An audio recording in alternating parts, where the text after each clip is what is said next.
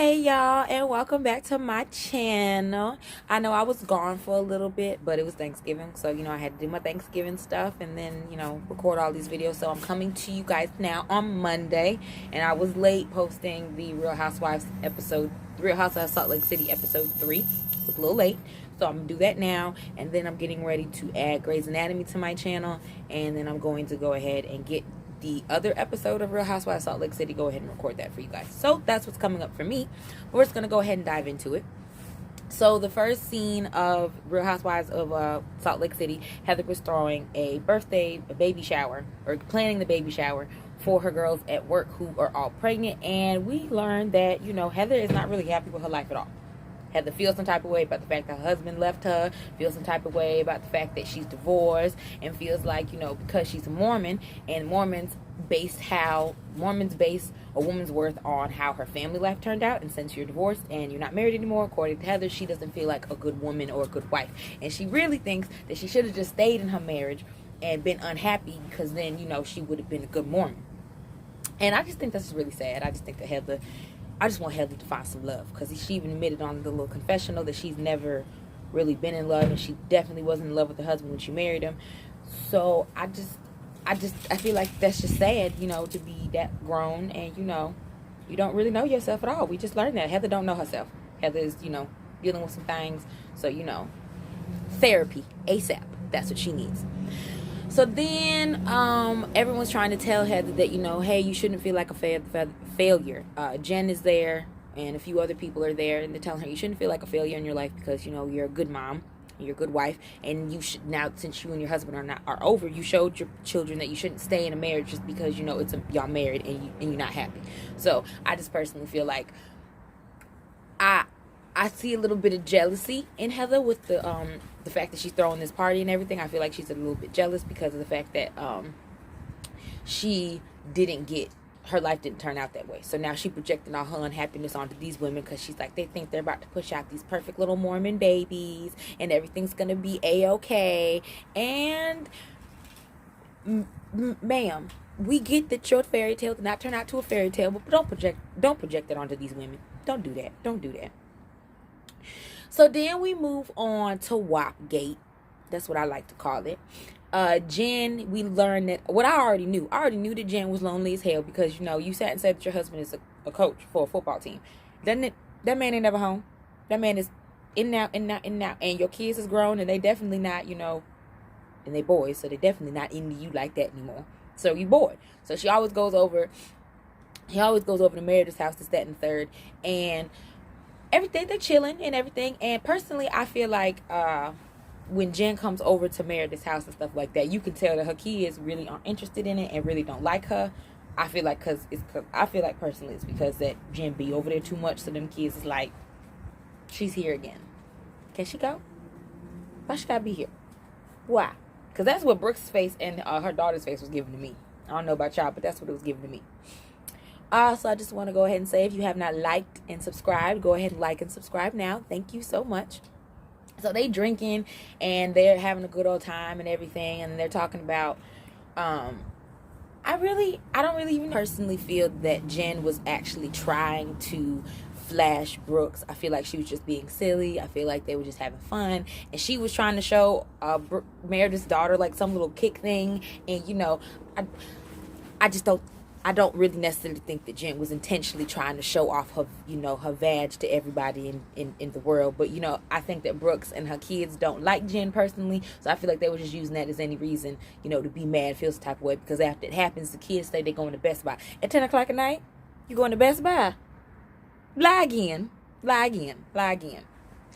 So then let's move on to Mary and Meredith's little kiki dinner, where, they sit down, I guess, to get to know each other better. And Meredith and Mary both say they like each other because they can tell that, like, they've been married for a long period of time, and they're both real. Like, they don't like people who be like, oh, I've been married for like 20 some odd years, and my life is all perfect and everything, and I love my marriage. And I personally feel like neither one of y'all is happy in y'all marriage. So, misery loves company. So that's why y'all cool. Because say what you want, Meredith, quiet as it's kept, and it ain't that damn quiet. Meredith don't really love that man no more. As I said, Meredith loves her kids more than she loves that man. You know, maybe at one point she was in love with him, but the fire ain't burning no more. The fire is dim. So dim, might as well just go ahead and put it out. Personally, that's how I feel. Maybe her husband seems like, he still want a rendezvous, but she just looks like, no, not really interested in, touching you, being near you. Thanks for the kids, though. So they're over there talking about that, and we learn that, Mary kind of feels like she is stuck in her marriage, which you are, because you can't divorce. I personally feel like you can't divorce that man because how the wheel's set up. You have to stay married to him so you can keep your little church, your little scam central. I don't buy her as a pastor. I just don't buy her as a pastor. I don't buy her as no real Christian. I don't buy it because no real Christians marry their step grandfathers. They don't do that. They don't have grand husbands. So she's just saying that, like she realizes that, they're not in a happy place in their marriage. But, the rumor mill is stating that, he got a girlfriend and she got a boyfriend. And, they kind of have like an open marriage as long as don't nobody know that they open. That's just the rumor mill. That's just allegedly, though. That's allegedly. So she just, Meredith and her are talking, and they're just like, well, maybe you should try to like reconnect and everything. And, Mary's looking like, how am I going to reconnect with somebody that I don't really like in the first place? And we also learned this heifer, waited like 28 days before she slept with him, which she had to hype herself up. And every time Mary talks, honestly, it just sounds like someone who's been groomed. I don't care. Y'all just can't convince me. Because the rumor also on the street is that Mary's grand husband has been around her since the age of 2. So if he's been around her since the age of 2, I'm just going to go ahead and call it what it is. That man been grooming her to be his wife since she was a child. Allegedly. Again, allegedly. So basically, after their little talk and everything, we also learned that, Mary's son has a girlfriend. And she feels the type of way about the fact that the girlfriend is around, that the girlfriend has the audacity to ever like her son. And I'm looking at Mary like, I don't know what the fuck you expected. He not supposed to like, he's straight. He not supposed to like nobody. What you thought that was never going to happen, ma'am? But, I just feel like, my kids are young, so, they're not at that stage yet, but I personally feel like I know that I won't act like that whenever my son does decide to date, and whoever the hell he decides to date. I just know I'm not going to act like that, Of course your son ain't interested in you no more because he's smelling punani now, all right? You're not interesting anymore, mama, because that'd be disgusting, all right, if you did. But since you can't do that for him, you have nothing to offer anymore except a place to stay, right? You're not that interesting. He's smelling something new now. Just let him get... Like Meredith said, it's normal. He's smelling himself now. Just let the boy smell himself. But the helicopter mom, Mary, is like, no, we're going to put a stop to that. Because can't nobody ever just come, above and ahead of me. So then, we move on to Meredith and Brooks, and they're at home, and, Brooks is making, homemade almond milk, which, that was interesting to see, because I never really looked at how they made almond milk. I drink almond milk, but I never pay attention to how they make it. So now I see how they make it and everything. That was interesting. But Brooks is talking about how he cannot stand Jen, and that he was very offended at what Jen did, and how dare she show her disgusting vagina to him, because he does not want to see that. And that his mom needs to not allow her to come over to the house no more. And personally, I see that Brooks runs that house. That's Brooks' house, and Meredith and his father just happen to live there. Brooks tells his parents what will and will not be, because Brooks is the king. So he told his mama, yeah, Jen's not coming over here on Saturday. Y'all not having y'all little sleepover. You gonna spend time with us, and you gonna like it. And Meredith says, okay, is there anything else? And we're also having manicures and stuff like that too. Pretty much how it goes. And I personally feel like Meredith didn't want to have the sleepover for Jen, because, as I said, I feel like they're all tired of Jen coming over to the house, because I feel like Jen spent a lot of time over there because she lonely as shit, because her husband don't ever be home, and her kids be out having living their own lives, and she don't have nothing except throwing parties and everything. That's what happens when you don't have any outside interest. And maybe you should open up your own party, plan a business, Jen, since You like throw parties and shit, and so you can stop getting on Meredith's damn nerves. So Meredith, agrees to what Brooke says because, as I said, I personally don't think that she really wanted to have a sleepover anyway. So then we're going to go ahead and move on to we see Mary and her grandhusband and her son. And the dynamic between her and her husband, I don't like it. I don't like it. And I'm mad that, you got me, sympathizing with the potential, weirdo. But that's what I'm just going to call that man, because he's a weirdo, because it's fucking weird to marry your damn granddaughter. I don't care. I don't care if it is your step granddaughter or not. It's fucking weird. All right. It's just fucking weird. So whatever. But I don't like how Mary talked to him. Like, I get you don't like him, but hell, nobody told you to marry him. You the one that can be bought with money. You didn't have to do this. So I don't know why you over here, catching attitude with him, getting mad at him. Because there's something wrong with, like, their stove and stuff like that. And she's like, well, you should just ask me. You should have asked me. I know everything, how it works and stuff. I know everything, how everything goes. Heifer, you are not the handyman. That's why he called the handyman. Hell, he need to call you for you to tell him how. Why should he? I just didn't like it. I just didn't like how the fact that, as I said, why the hell should he have to come to you about something that's broken when he called a handyman, and handyman can fix it so you don't have to do all this ghetto finagling in this little nice house y'all have. All right? All right? Just, ugh. So Mary starts talking to her son, comes down, and their son's cute and everything, like cute little cross in between the both of them and everything, but got Mary's real nose. Because I saw them pictures of Mary when she was back in the day, and girl, how you go from being like brown skin, a nice warm brown and everything, like myself, nice warm brown, how you go from being a nice warm brown to a whole light skin? How you do that? I know how you do that with some Ambi, just a little fade cream, you put it all over your little face and stuff. I'm pretty sure there's another name for it or whatever, but yeah, you lighten your skin also, just like you fix that nose. And your son got your real nose, unfortunately. That'd be funny to me when people like sit and do plastic surgery to try to hide a feature that they don't like, only to have their kids born with their real face. It'd be funny every time. It'd be funny every time. So the son come down and she's like, I want to put you in boarding school, which is dumb. Which I find so dumb, because the boy is 17. Why are you just now thinking about, what type of school he should be in to get into the right college? The only reason why you're doing that is because he got a girlfriend now, and you feel some type of way. You want to be the only woman in your son's life, which makes sense since you married your grandhusband. But I'm just saying that's illegal. Y'all may be in Utah, but that's still illegal. So you can't do that, Mary. Bad. Bad, Mary. So she telling the son, she's like, hey, you want to go to boarding school? And he like, no, I don't want to go to boarding school. And she like, why? He like, why would I? I got a girlfriend. Smelling something new now. I don't want to have to go to a whole nother school, learn the people, learn the girls, and find some girl that's going to want me, because I just don't, I get it. It don't make sense. Like, you literally 1 year away from graduating. Why do you need to go to a whole new boarding school? It's over. Like, the boy's already grown, but whatever. Mary's trying to make it seem like she cares about her son's education when you really care about the fact that your son has more interest in, his girlfriend, as he should be, than in you. But so she says, he's like, no, I don't want to go. And she's like, well, don't really care because you're gonna go, which I think is really messed up. But don't worry. Don't worry, son. Don't worry. What's going to end up happening for her is you're going to find yourself a nice girl and everything who going to give your mama a run for her money. And it's going to be amazing.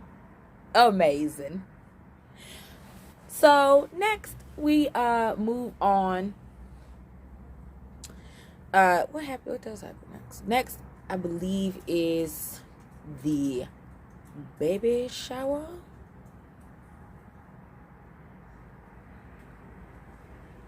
Oh, no, that's right. I do apologize. That is, we go, but now we're going to Whitney and her dad at Mary's church. Whitney, I'm not really, like I said, I think it's nice that Whitney wants to help her dad and everything. And, she's just trying to find anything that will keep him off the sauce. And I get that. So I don't fault her for going to Mary's church, because a lot of people a lot of sheep fall into the wolf's den. It's just how it happens.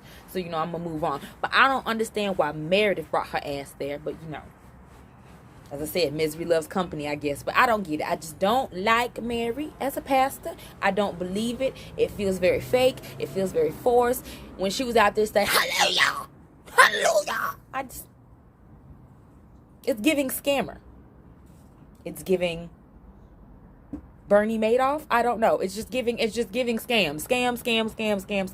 It's just giving tax evasion. It's giving tax fraud. It's giving you didn't pay your taxes and the IRS is coming for you. I don't know. But I just don't buy it. I don't buy it at all. So I just feel some type of way that they even went. And then when Meredith was over there doing all of that clapping and everything, I ain't like it. I'm like, girl, I feel like you're trying too hard. I feel like you're really excited that you're this. I feel like this is your first time in a black church. And you're like, look at all of the black people. Look at all of them jumping around. This is more than what I'm used to, the soul and the music and everything. That's how I feel I feel like Meredith was so excited. That's personally how I feel.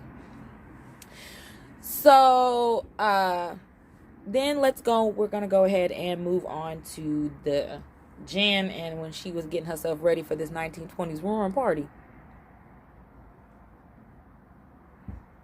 And as I said, I'm just going to keep reiterating the same thing. All this episode showed to me is that Jen cool, but she lonely. She lonely as shit. That's why, she calls them the Josh Squad and everything. She probably tell them all her business that be going on in her marriage and stuff. Because, she ain't got no real friends.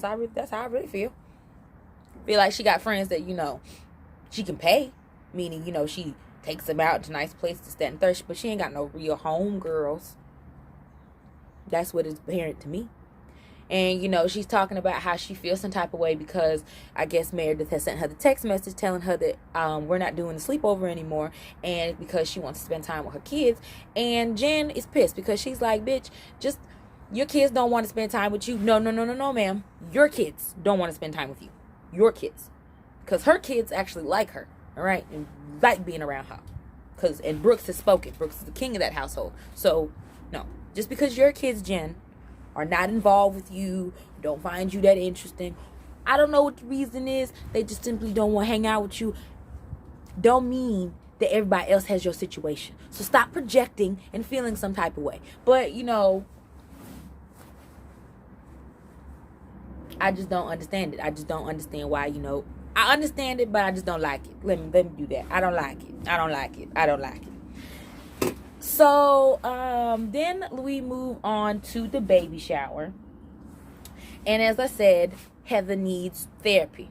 She needs therapy because, again, she keeps projecting at this baby shower all her madness at her ex and all her madness that she followed everybody else's advice and everybody else's life rules instead of following her own life rules. And now she's just unhappy. So she projecting all over the party. Jen wearing a feather boa for a dress. And then Jen is mad at everybody. Jen mad. Because Whitney was at the baby shower. Heather was at the baby shower. So was Jen. And she just feels some type of way because she wants everybody to vote. Apparently it's the 2020 elections. Jen is Biden and Mary is Trump. And she wants these heifers to vote. She feels the type of way because Heather's like, well, Mary not that bad. She cool. And Whitney's like, I went to a church, so, we're practically besties. And Meredith went to the church, too, so we're practically besties with her. So Jen is like, all you hoes is friends with this heifer, knowing that she said I smelled like hospital. Knowing that she didn't really care about really didn't apologize to me. Knowing that she was rude to me. Jen's like, no, y'all need to vote. And personally, like I said, Jen, it's okay if you don't like the girl, but I just don't get why you need a whole group of women to not like her. Stand in your shit, ma'am. Stand in your shit. If you don't like somebody, say that and move the hell on.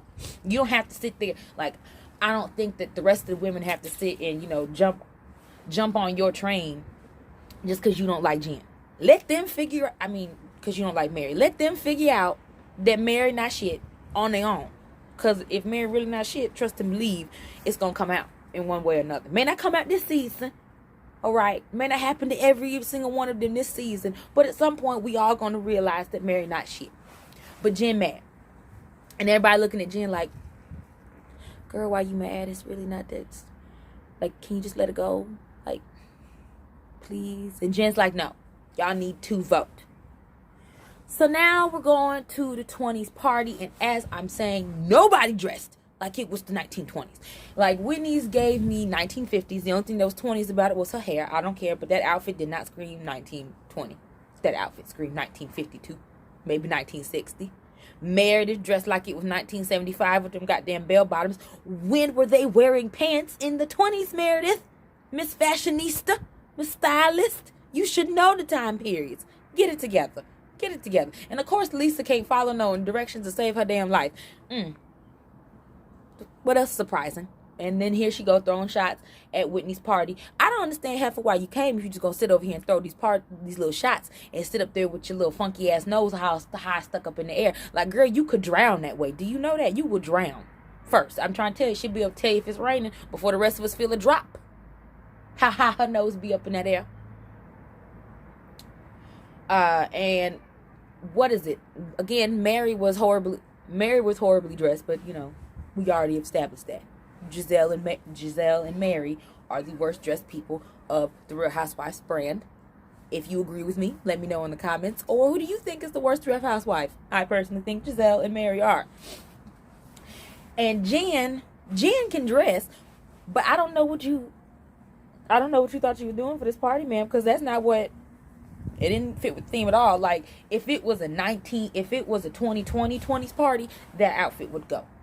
But nobody in 1920 was walking around here with they shoulders out like that and the titties. They weren't doing that. They wasn't. Yes, were they a little more free, but they were still conservative and free. Like, girl, it just didn't work. None of it worked. Like,